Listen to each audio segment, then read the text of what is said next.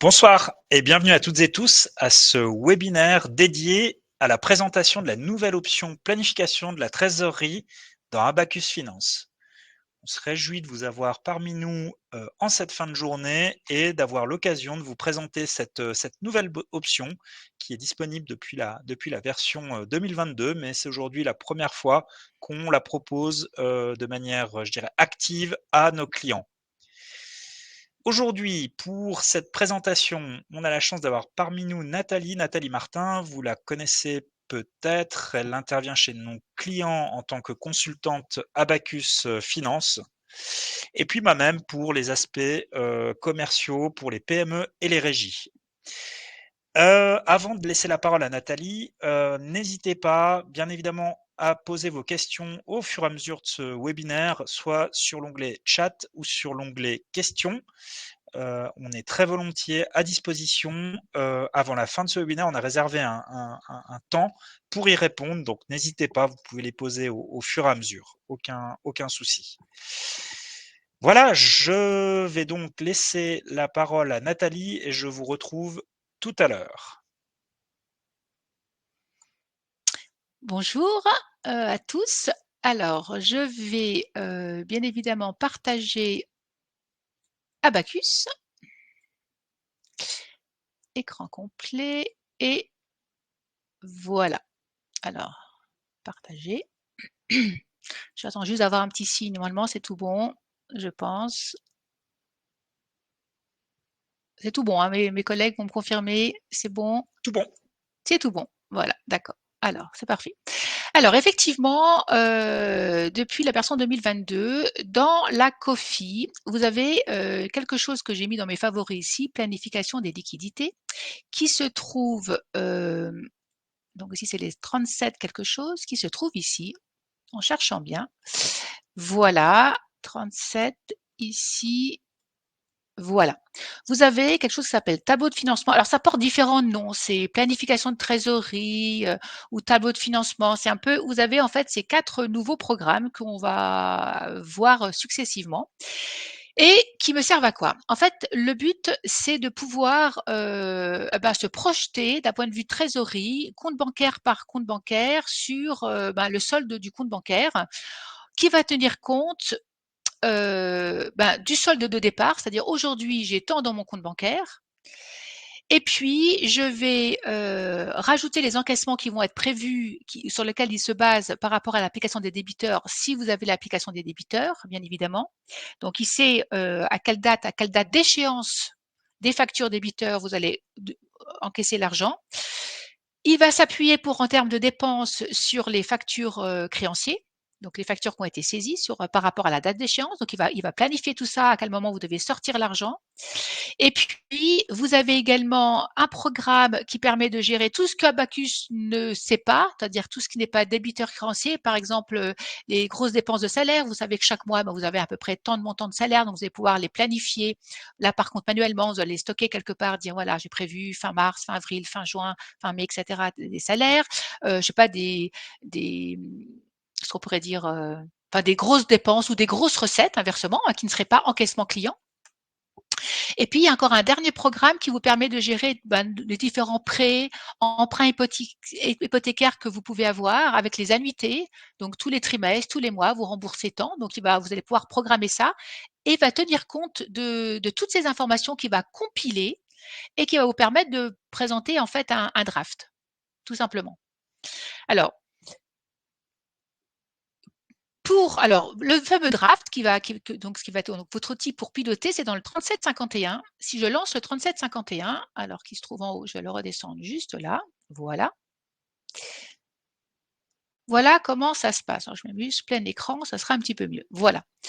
Donc, ici, vous avez, alors là, je suis sur une base de démo avec uniquement un compte bancaire. Alors, attendez voir, ce que je vais juste, il faut que je décale un petit peu ça. Voilà.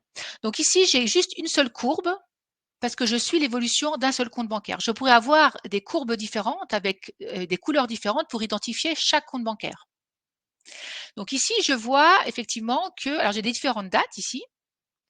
Euh, Donc je vois qu'effectivement, là, je pars au 1er avril, là, je suis négative, vous voyez. Et puis, heureusement, ma trésorerie s'améliore un petit peu pour se stabiliser, voilà, dans les mois à venir. Donc là, c'est ma vue globale. Alors, je vais pouvoir ici jouer à gauche sur des filtres.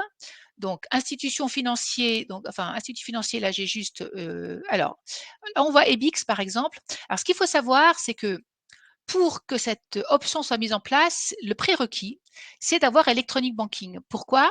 Parce qu'il va chercher depuis Electronic Banking, d'où le EBIX qu'on voit ici, les différents soldes bancaires actuels. Comme ça, il part des soldes bancaires actuels pour pouvoir rajouter ou déduire les encaissements qui sont prévus ou pour pouvoir faire une planification. Il lui faut un montant de départ. Et ça, c'est Electronic Banking qui va lui dire. Donc, imaginez que si j'avais un contrat EBIX, par exemple, avec, alors là, je crois que je suis avec la, on va juste faire ça, pardon. Ici, là, j'ai qu'un seul compte bancaire, mais je pourrais avoir, encore une fois, plusieurs comptes bancaires et pouvoir voir le compte à la BCV, le compte au Crédit Suisse, etc., etc. Bon, là, de toute façon, je n'ai qu'un. Mais juste pour voir, vous pouvez filtrer sur les lieux de paiement entreprise, sur les comptes Kofi, sur l'origine, c'est-à-dire, est-ce que vous voulez voir uniquement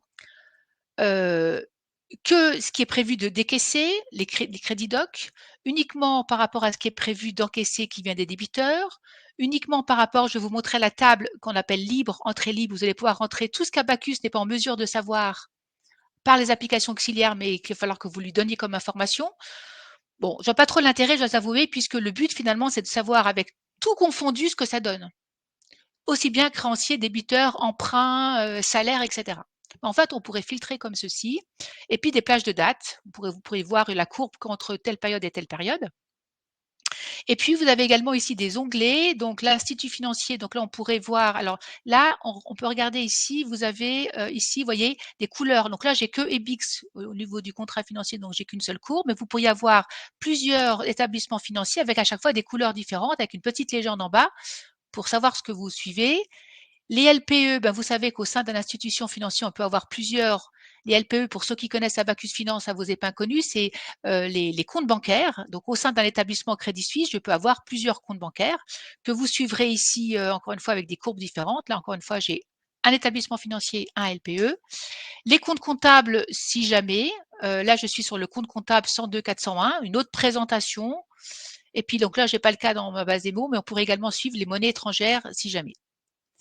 Donc, le but, ça va être de comprendre comment je vais arriver à alimenter ce diagramme. Alors, pour information, on peut donc le consulter dans l'ERP avec le programme 3751, dès lors qu'on l'aura préalimenté, je vais vous montrer comment. Et depuis la version 2023, on peut également y avoir accès depuis MyAbacus. Pour info, depuis le service pack de mai 2023. Donc, pour alimenter ce diagramme, voir comment il va gérer tout ça, on va fermer ça momentanément. On va, alors, dans le 3752, première possibilité, on peut l'alimenter, je vais vous montrer à partir donc de, là on va mettre en place des règles, mais quand on aura mis en place les règles, une fois qu'on sera prêt à demander au système de générer le flux, la courbe, on viendra cliquer ici sur générer. Ou alors, il y a également une autre possibilité. J'ai vu qu'il y avait un BPE qui a été créé avec une activité. Parce que vous savez, quand on crée des BPE, il y a des activités qui existent.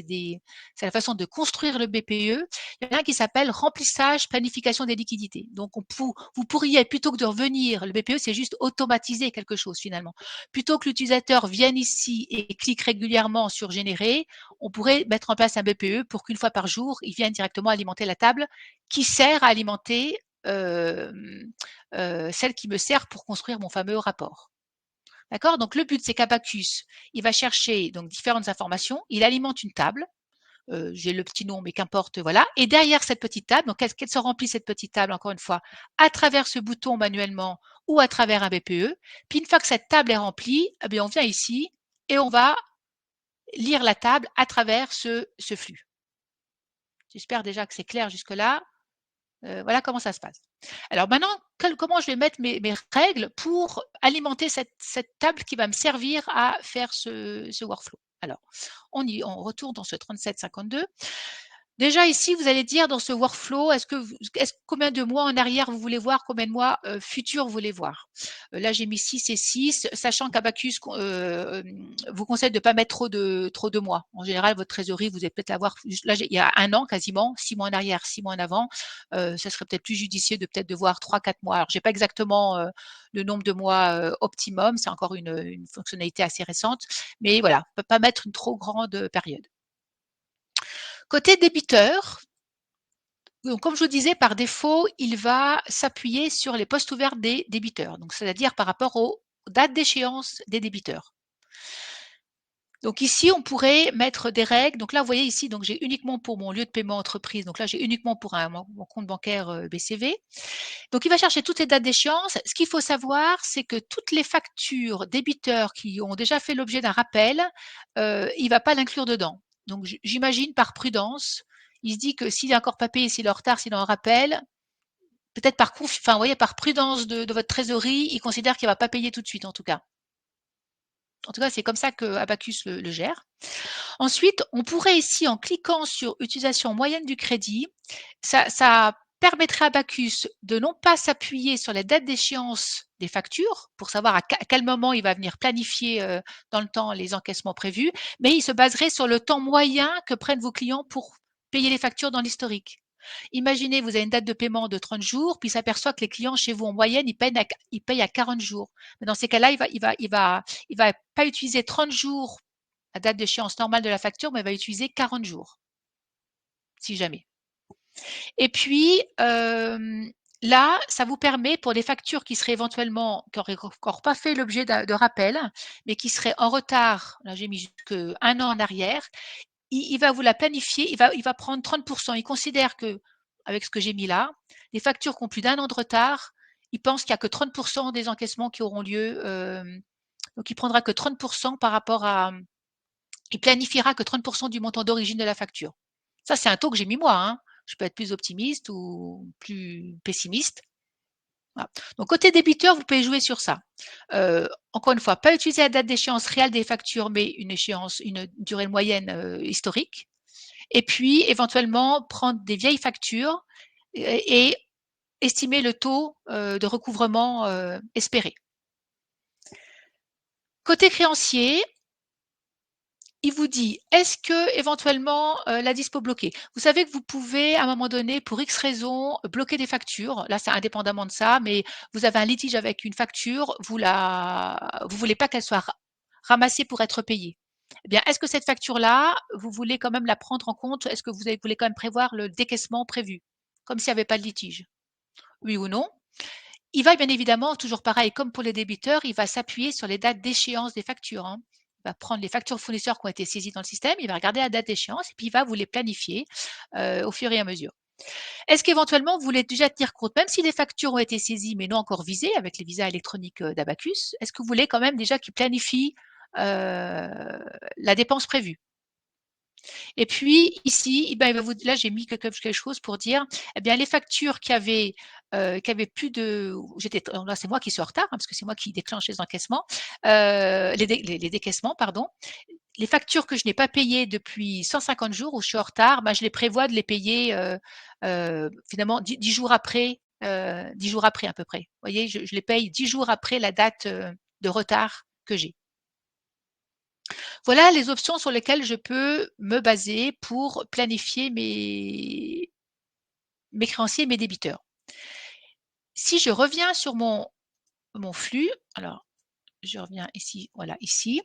Vous avez dans la partie basse, je ne vous avais pas montré, vous avez dans la partie basse ici, parce que là vous l'avez globalement, la courbe, mais là vous avez ici des échéances avec le solde bancaire. Actuellement, vous voyez sur mon compte, j'ai ça c'est vraiment c'est mon compte bancaire de démo, j'ai que 21,59. Abacus m'a pas, enfin Offiza pardon, m'a pas donné beaucoup d'argent pour jouer sur ce compte. J'ai 21,59, vous voyez.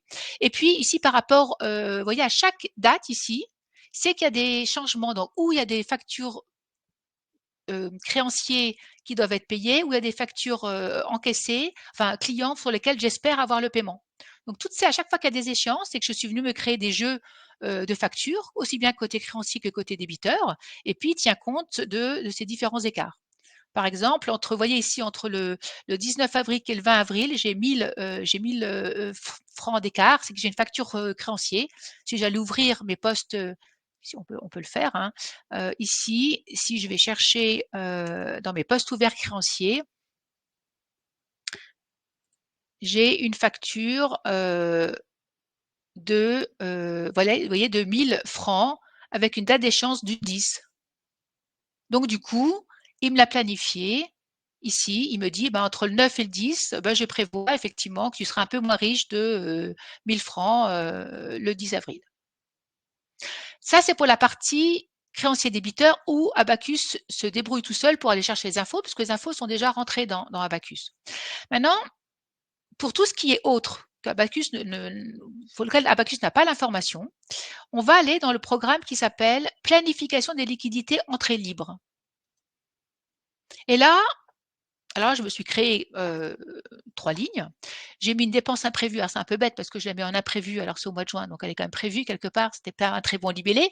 Mais là, je dis, par exemple, j'ai prévu une sortie de 15 000 le 4 juin. Et alors, je peux très bien mettre ici un rythme qui peut être. Alors ici, j'ai plusieurs. Alors, peut-être qu'on peut plus une fois qu'on l'a déjà saisi. Attendez, je revérifie juste ici. Je crée une nouvelle ligne. Oh, mais c'est bizarre, F4. Normalement, on peut venir. Je suis un peu surpris. Je sais pas. Ah voilà. Donc je peux dire que c'est une seule fois, ok.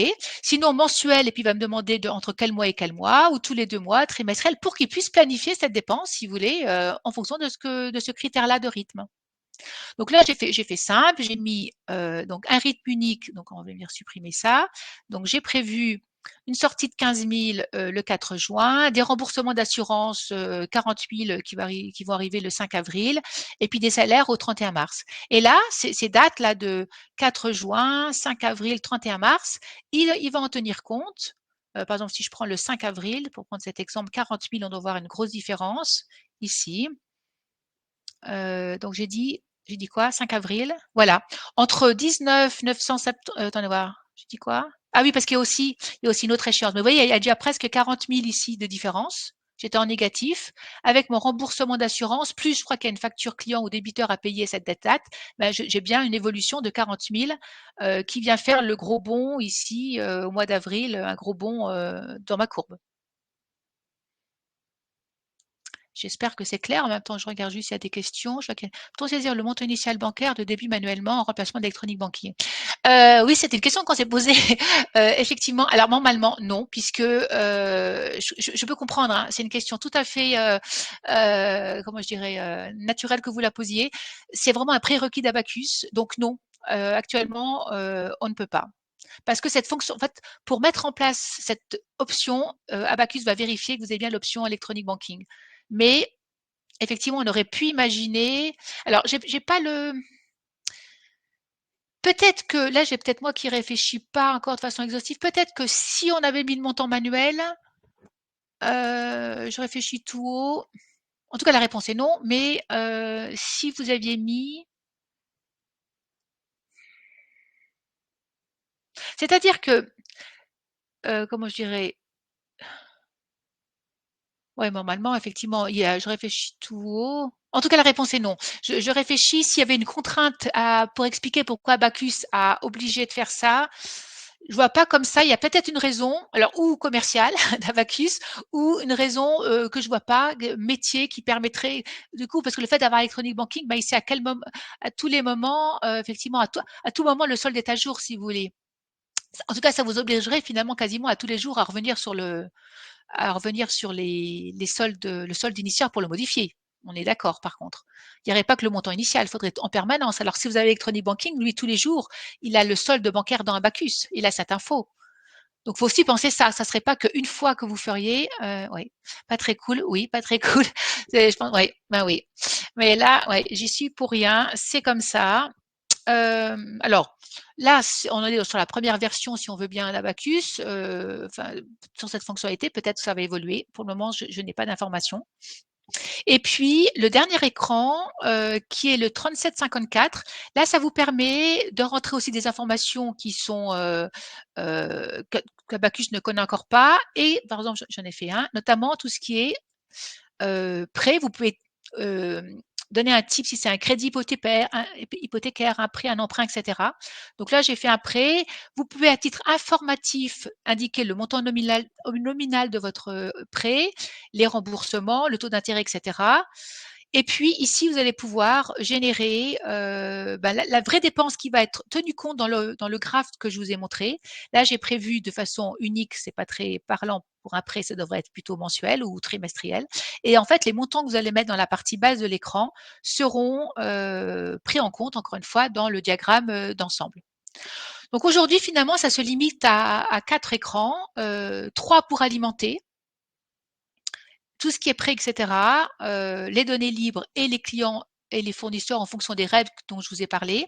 Et puis on peut aussi aussi ici pour compléter, on peut ici mettre des limites ici, une limite de crédit et puis des intérêts, des limites d'intérêts négatifs. Ce qui fait que vous avez une courbe pour voir, attention, par rapport, là, la 0 actuellement, ma limite de crédit négatif, mais attention, si j'étais en négatif, attention, ma banque m'a accordé une limite jusqu'à tel montant.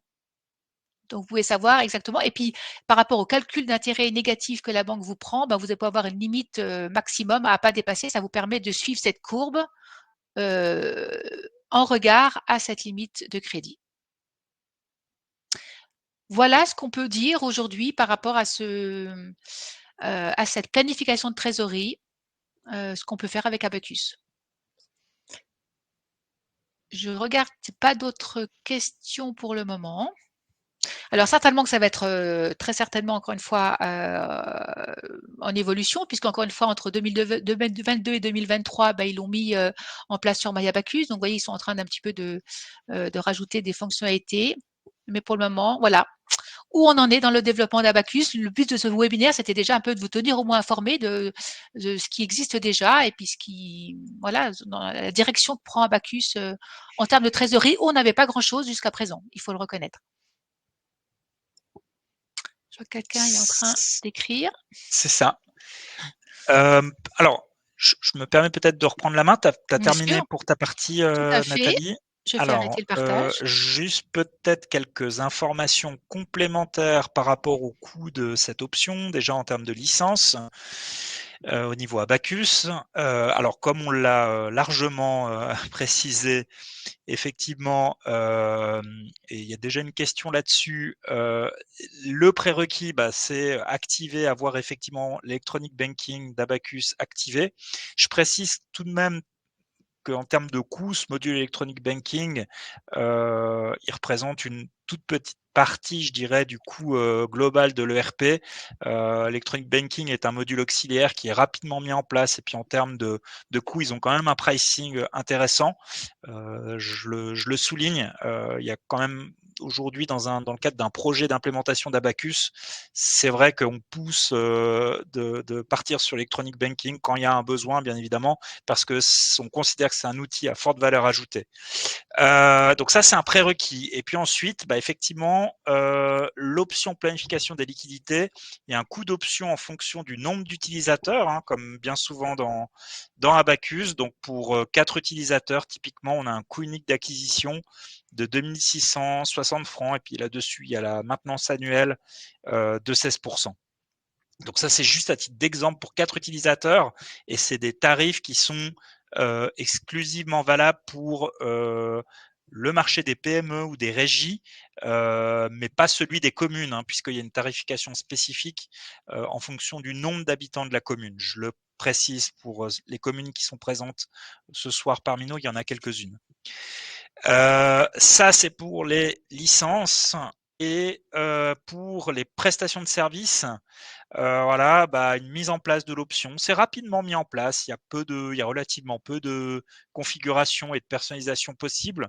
Donc il y a du paramétrage, de la formation et de l'assistance. Et puis on estime ce travail de mise en place à une journée homme, pour une mise en Maximum. œuvre standard, ouais, maximum, pour une Mhm. mise en œuvre standard, effectivement.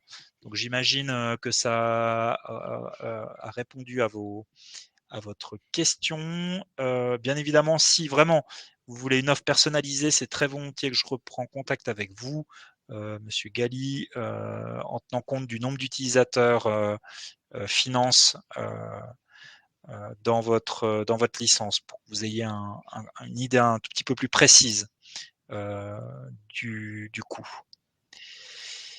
Voilà. Alors, je ne sais pas s'il y a d'autres questions. A priori, Non, pas. Oui, non. non. D'accord. N'hésitez pas. On n'a pas, enfin, on va bientôt terminer, mais j'en profite pour vous présenter nos prochains webinaires. Donc tout au long du printemps, un webinaire dédié, des webinaires dédiés, soit à la finance, soit à la partie RH, et puis un plutôt transverse par rapport à la gestion des notes de frais. Donc n'hésitez pas, prenez note, et puis vous recevrez bien évidemment par email une invitation pour vous inscrire à tous ces webinaires entre je dirais la période après Pâques et avant l'été. N'hésitez pas, et puis vous avez toute la liste aussi sur notre site web. Voilà. Ah non, il y a encore aussi, oui, bien sûr, les formations à venir pour vous qui êtes utilisateur, qui êtes key user ou utilisateur final de la solution Abacus. On a toute une série de formations qui sont mises en place au mois de juin. Par rapport aux encaissements débiteurs, par rapport aux options de reporting, bilan personnalisé, générateur de bilan, l'option ABA Notify également, plutôt transverse cette fois-ci, cours avancé par rapport aux fournisseurs, à la comptabilité des créanciers, tout ce qui est aussi élaboration budgétaire. Donc n'hésitez pas à vous inscrire sur notre site internet et de compléter le formulaire en question. Ce qui est bien, je Oui, renchéris parce que souvent c'est moi qui donne bien ces sûr. formations. Donc ça permet justement, ça s'adresse vraiment à des personnes qui connaissent déjà Abacus et qui veulent vraiment se perfectionner. Donc souvent les utilisateurs qui viennent, ils viennent déjà avec des cas concrets. Ils ont déjà toujours des petits cas qui cumulent et puis du coup ça permet aussi de débloquer voilà certaines situations concrètes. On est vraiment sur une formation plutôt personnalisée, même s'il y a plusieurs clients qui vont se retrouver ensemble, mais chacun arrive avec ses petits cas et voilà. Donc c'est souvent bien, c'est très pragmatique comme formation. Interactif. Interactive et voilà. Parfait.